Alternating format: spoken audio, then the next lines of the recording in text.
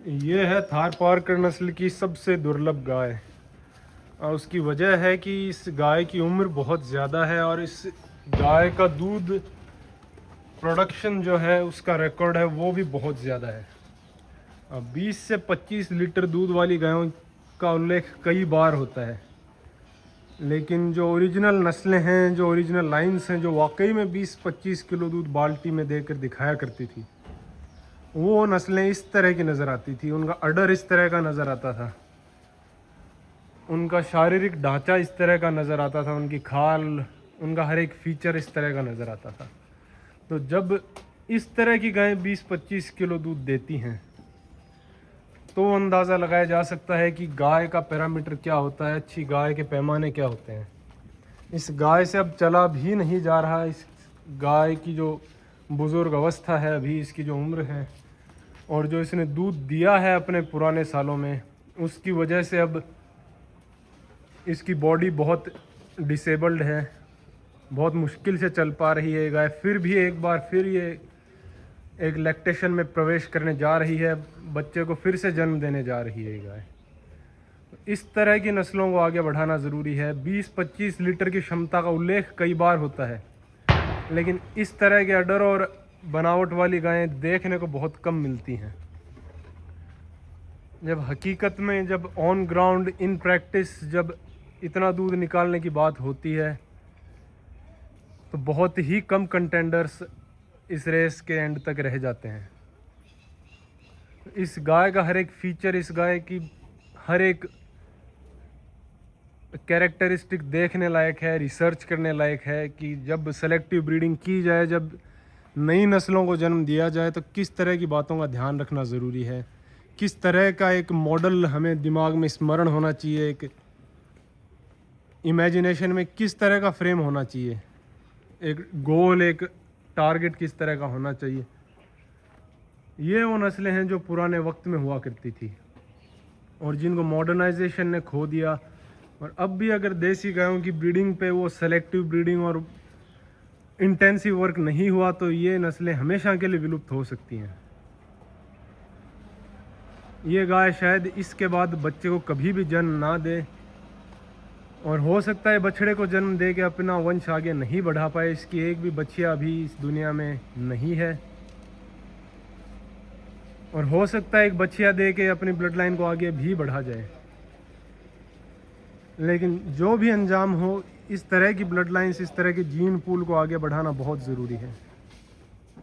और इस गाय की जो केयर है वो भी एलीट गायों की तरह हो रही है, तब जाके ये इस तरह का फ्रेम और इस तरह की हेल्थ बरकरार रख पा रही है इस एज में। इस गाय के सारे दांत गिर चुके हैं और 20 साल से ज़्यादा की उम्र है इस गाय की।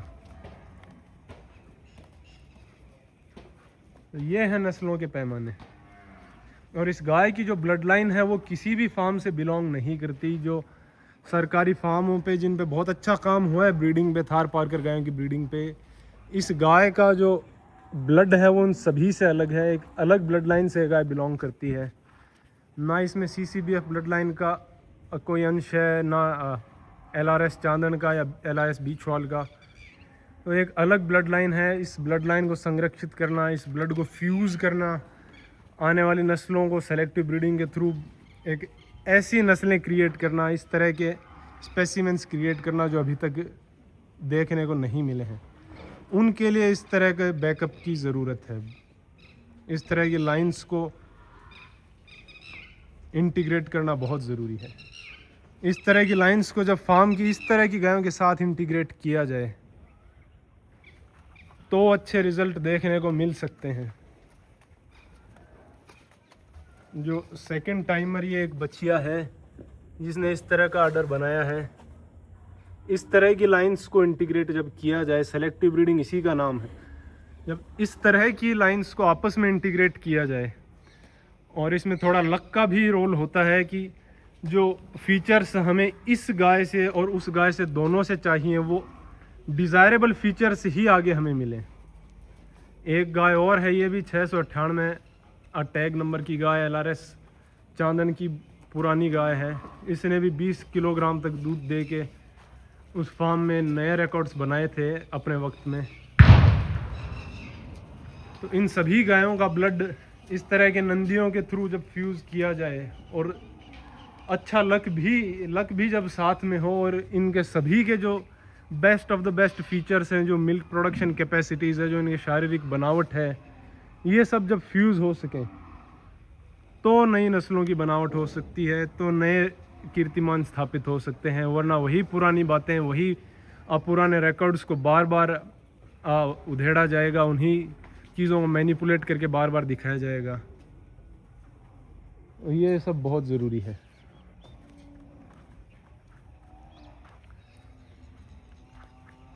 इस तरह के जर्म प्लाज्म को फ्यूज़ किया जा रहा है। तो 49 नंबर गाय बिछवाल की, ये मार्शल, और ये द लेजेंडरी मुनाबाव काव, जिसे कह सकते हैं लेजेंडरी मुनाबाव काव के नाम से हम इसे जानते हैं, जिसका बछड़ा भी ये हमारे सामने है। और ये एक गाय है, इसका टैग है 8257 8257 नंबर की ये गाय है। इस गाय की जो मदर थी 7806 7806 CCBF की गाय, जिसने 26 किलोग्राम दूध दिया था। 5000 लीटर्स का जो एक गोल्डन स्टैंडर्ड होता है किसी भी नस्ल के लिए, किसी भी देसी नस्ल के लिए, वो उसने टच किया था। और कितना फर्म अडर है। अभी ये गाय लैक्टेशन में बहुत एडवांस हो चुकी है, उसके बावजूद अच्छे अडर को मेंटेन किए हुए है। तो इस तरह की लाइंस को भी सेलेक्ट करना ज़रूरी है। और ये जो TP 14 नंबर गाय, उसकी ब्लड लाइन आगे, इन सभी गायों का अडर कितना फर्म है, ये बहुत इंपॉर्टेंट बात है कि एक फर्म अडर को लिए हुए ये गायें हैं। इनका अडर बिल्कुल भी पेंडुलस नहीं है। दूध निकालने के बाद एकदम श्रिंक होके जो अडर नज़र आता है, उस तरह का अडर है इन गायों का।